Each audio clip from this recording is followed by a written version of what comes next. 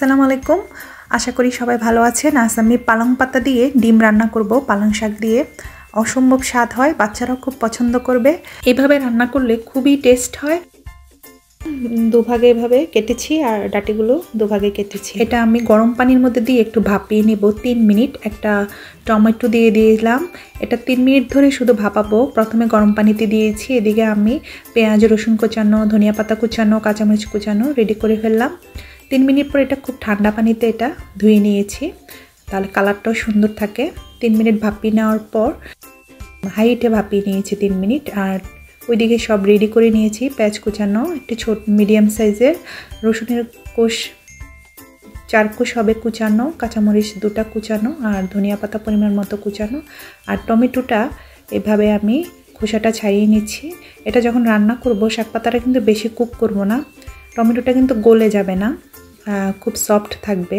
আমি একটু আফগানি রেসিপি স্টাইলে রান্নাটা করেছি, অসম্ভব স্বাদ হয়, বাচ্চারাও খুব পছন্দ করবে। একবার ট্রাই করে দেখলে বুঝতে পারবেন।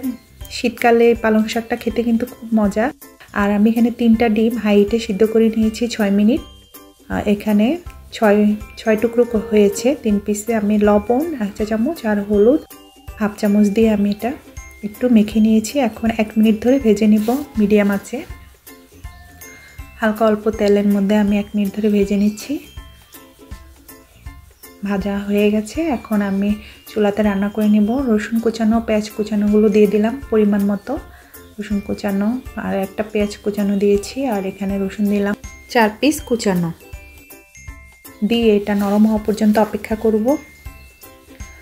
একটু ভাজা ভাজা হয়ে আসলে এখানে মাঝখানে স্বাদ অনুযায়ী পাতার শাক অনুযায়ী এখানে মরিচটা দিলাম। গুঁড়া মরিচটা আগে দিলে কালারটা খুব ভালো আসে। এখন টমেটো দিয়ে দিব। টমেটোটাও আমি চপ আকারে কেটে নিয়েছিলাম। আমি যদি শাক পাতা আর একটু বেশি নিতাম, টমেটো এখানে 2টা দিতাম, অল্প দিয়েছি। চাইলে আর একটু বাড়িয়ে দেওয়া যেতে পারে। ধনিয়া পাতা, ধনিয়া গুঁড়ো 1 চা চামচ আর হলুদ গুঁড়া 1 চা চামচ হচ্ছে সামান্য কম। আর স্বাদ অনুযায়ী লবণ নিয়েছি 1/2 চামচের মতো হবে। আর গরম পানি দিয়ে এখন আমি একটু কষিয়ে নিচ্ছি। এখানে 2 টেবিল চা চামচ গরম পানি হবে। একটু কষিয়ে নিয়ে বেশি দেরি করব না, এখানে আমি শাক পাতাগুলো দিয়ে দিব।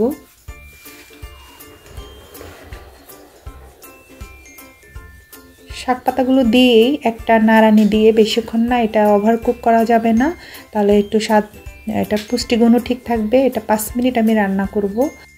5 মিনিট মিডিয়াম আঁচে রান্না করে নিব। এখন আমি কাঁচামরিচ কুচানোগুলো দিয়েছি আর দিয়ে দেব এখানে ধনিয়া পাতা।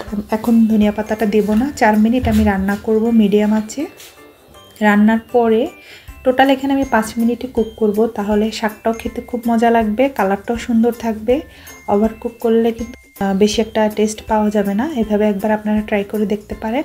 সবাই অনেক ভালো থাকবেন, সুস্থ থাকবেন। আল্লাহ হাফেজ।